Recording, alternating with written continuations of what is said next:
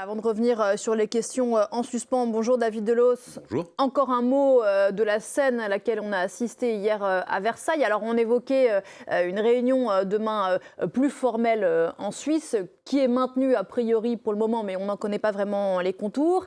Un président américain qui signe sur un coin de table un accord de paix. Alors c'est vrai que l'image est un peu en décalage avec les messages que Donald Trump a l'habitude d'envoyer. Vous le disiez, signature d'un document sur un bout de table, qui plus est, un document dont il ne comprend pas un mot, puisque le texte est en farci, exigence de Téhéran. Alors, nul doute que les services américains se sont assurés du contenu avant que le patron de la Maison-Blanche n'y appose sa signature, mais quand même, pas de parapheur, pas de cérémonial pour ce texte qui est censé poser les bases d'un armistice tant attendu. C'est quand même assez surprenant. On dirait qu'il signe un mémo que lui aurait fait passer Marco Rubio, le secrétaire d'État, qu'on voit ici récupérer le document, qui est juste derrière lui. Et l'impression que ça donne, c'est qu'il fallait faire vite pour satisfaire aux exigences de Téhéran, qui a imposé son tempo en faisant en sorte que ce soit Donald Trump qui signe le premier et non pas le président iranien. Une façon de montrer que Washington avait absolument besoin de sortir du conflit,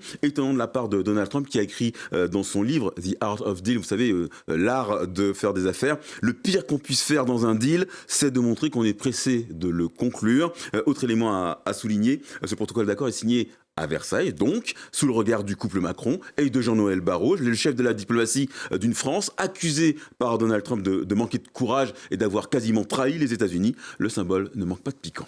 Voilà pour la forme. Pour le fond, donc, on l'a dit, ce document en réalité est un protocole d'accord. C'est une première étape et dans le fond, l'Iran n'a absolument rien lâché. Rien, ou presque. On ne peut pas dire qu'il sort vainqueur, mais le régime iranien n'est en tout cas pas le grand perdant de ce conflit. Pour prolonger le cessez-le-feu de 60 jours et déclencher donc des négociations sur son programme nucléaire, Téhéran n'a qu'une seule obligation, ne jamais développer la bombe atomique. C'est le sujet de l'article 8 de ce protocole d'accord qui dit précisément que l'Iran réaffirme qu'il ne se procurera ni ne développera l'arme nucléaire. Formulation qui en rappelle une autre, celle du JCPOA, l'accord de Vienne qui en 2015 disait déjà que l'Iran en aucune circonstance ne chercherait à développer ou à acquérir des armes nucléaires. À quelques mots près donc, on revient à la situation d'il y a 10 ans, avant qu'un certain Donald Trump ne mette l'accord à la poubelle. Difficile d'y voir une victoire américaine, d'autant que Téhéran conserve son statu quo concernant son programme nucléaire. Rien que le fait que Téhéran soit autorisé à diluer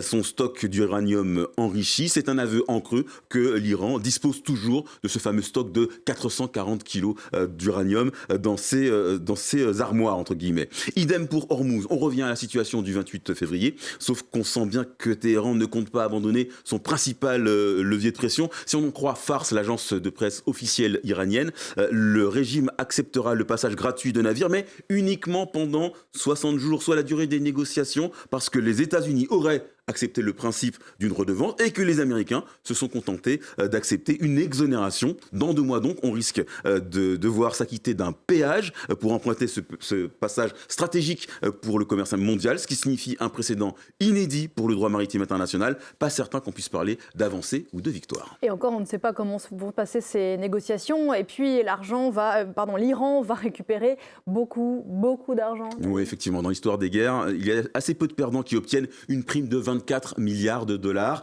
C'est le chiffre qui revient le plus souvent quand il s'agit d'estimer le montant des avoirs iraniens gelés à l'étranger. C'est une belle somme qui va donc être débloquée, livrée à la Banque centrale iranienne, qui aura, elle, tout le loisir de distribuer cette enveloppe, que ce soit à des personnes morales, physiques, avec ou sous ou pas du tout sous sanction internationale. Donc Téhéran obtient une largesse supplémentaire. Et ce n'est pas fini, puisque l'article 6 de ce protocole prévoit que les États-Unis et leurs partenaires régionaux préparent un plan de réhabilitation et de développement économique de la République islamique, financement au moins 300 milliards de dollars, auxquels on va ajouter 60 à 70 milliards de dollars par an que l'Iran devrait pouvoir tirer de l'exploitation de ces hydrocarbures. C'est dans l'article 10 du protocole d'accord. Washington va délivrer des dérogations pour les exportations de pétrole brut iranien, de produits pétrochimiques. Sur ce point, l'Iran gagne et politiquement et économiquement, c'est une nette amélioration par rapport à l'avant-guerre, quand le pays ployait sous le poids des sanctions. Dernier mot sur l'article 14 de ce protocole. L'accord final sera approuvé au moyen d'une résolution contraignante du Conseil de sécurité des Nations Unies. On en revient donc au multilatéralisme que conspue à longueur de temps un certain Donald Trump. Verrouiller l'accord à l'ONU, c'est par ailleurs une façon de sécuriser juridiquement le régime de Téhéran. Il y a encore, c'est vrai, du chemin avant d'aboutir à un accord final. Nul doute qu'Israël va tout mettre en œuvre pour faire capoter les négociations, puisque l'État hébreu dit ne pas être concerné par le compromis. Mais vous en conviendrez, il y a quand même pire façon de perdre une guerre. Merci beaucoup David. On va aller en